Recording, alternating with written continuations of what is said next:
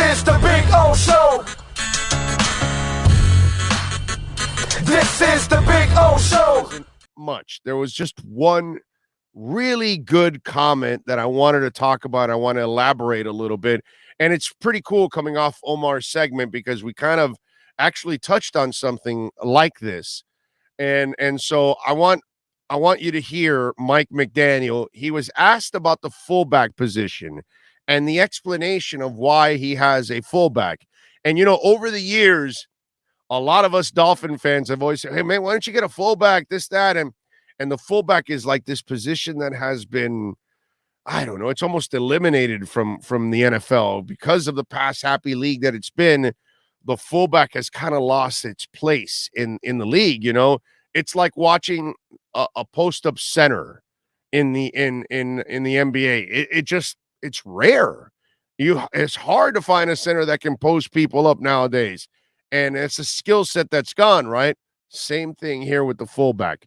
And I thought Mike McDaniel's explanation of the fullback is one that would get any Miami Dolphin fan excited. Sean Stanley, sir, can we play that soundbite from Mike McDaniel explaining the fullback? It's been extremely impactful. I've been fortunate enough since the year 2005 to be in the same structure offense, and this would be my seventh team. And from the starting point, day one installation had a fullback involved. And one of the advantages of a fullback is that you have a backfield player that can give you different numbers on each side of the center depending on the direction he goes. So if you're in just a normal dot formation, you have two eligibles on each side, and then the halfback at home. Well, when you're in the I formation, is it 3-by-1 or is it 2-by-2? That's from a starting point. And, you know, it doesn't hurt that a lot of offenses have gone away from that, only because with the historical experience that our staff has had, and myself included, defenses aren't as adept at fitting those types of plays, whether it's runs or passes, and defending against it, which is a competitive advantage when you're able to find a fullback that's, you know, it's just not any ordinary human being, or you must play with a fullback. You have to have an athletic player that is smart and can understand a lot of schemes and can read on the fly. But when that position player plays fast, it can be pretty disruptive to teams that aren't used to going against it. That is just absolutely sweet. And because he has an understanding that teams don't prepare for a fullback much. Example, and it's a different example, but you can use it. Lamar Jackson. You don't fear Lamar Jackson and Baltimore's passing game. You fear their running game, right? Because Lamar is such a great runner. He can change directions. He can make you miss. He flies like the wind. Nobody has ever run like Lamar Jackson. It's just never been, it's never existed. And then he has a running game next to him, which also adds to it. And he has a very physical line and a team that has that attitude that that's what they do best. All right. So you've got to adjust to that offense. And it takes some time sometimes to adjust to all of that stuff because it's so different. And throughout the week, it's hard for you to prepare for it because you cannot duplicate it in practice. Well, if you don't run a fullback and you don't have a fullback, you're not going to be able to prepare for it the same way because the linebackers aren't meeting fullbacks at the line of scrimmage a lot of times. They're used to meeting running backs. They're used to dealing with, tight ends or somebody else on the line. They're not used to a big, thick dude that's coming that is ready to knock you out at the same time and hits as hard as you do because that's what fullbacks do. They're used to hitting. And so the preparation is different. So it gives you an advantage against some teams. Obviously, there's still a couple of teams left if you happen to face one of them, they can at least do some of those elements and kind of do it. And then he talked about how it does give you an advantage on one side of the center or the other side of the center in the blocking schemes, obviously, because it gives you an advantage where you're going to be able to pick up an extra man on either side so you can run a play to whatever side you're going from strong to weak side. You know what I mean? So again, that gives you a competitive advantage too, depending on how you move the guy around. And then he talked about how when he can play explosive and fast because he's used to being in the offense, and I think when he's talking about that, he's also talking about the passing game, where it's a guy that's going to fake a block and then shoot out and catch a pass and get you 5, 10, 15 yards, downfield. The other thing, when you talk about this, this is now this becomes another cog to your running game, which is the most obvious part that everybody looks at. They don't really look at the competitive advantages that it could create on either side of the center. They don't really think about the preparation from other teams from week in and week out that, oh, this team doesn't have a fullback. They never face fullbacks.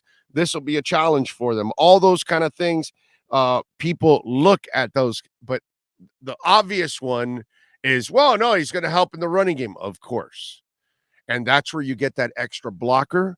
And remember, this is the guy that's also going to pick up that extra blitzer for Tua.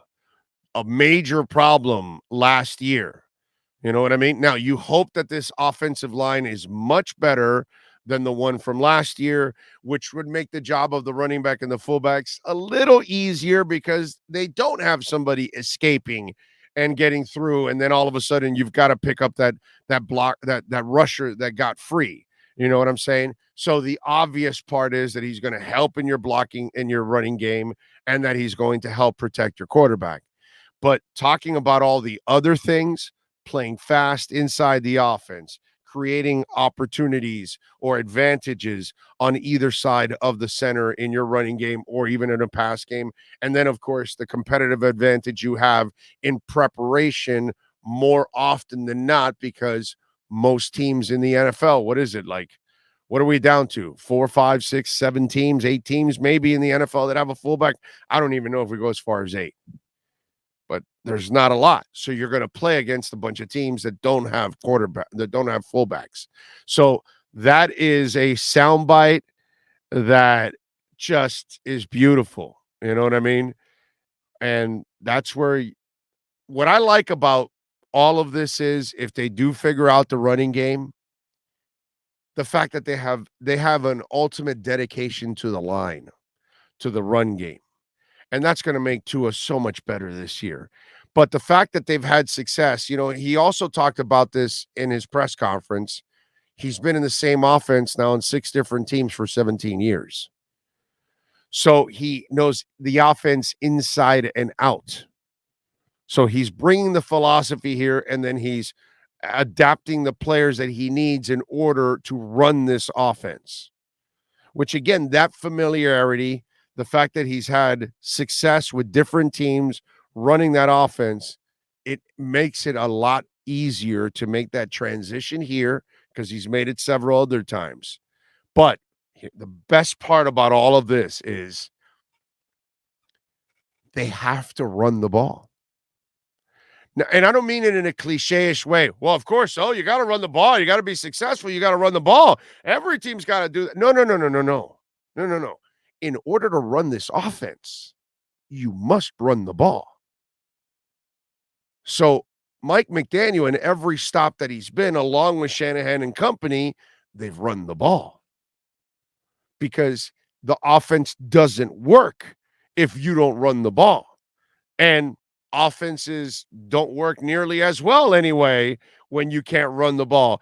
As great as Marino was, and those of us that had the pleasure, like myself, to watch every snap of Marino's career, we all know that if he had a guy to hand it off to him that would get 12 to 1,500 yards a year, his life would have been a lot easier. The offense would have been a hell of a lot more dangerous. Sure, we had fun watching the Marx brothers run around and Dario Harris and Jimmy Cephalo and all these guys catch passes and Johnson and Hardy and Rose and all these different cats and Jim Jensen and everything. Yeah, we had fun watching the passing game.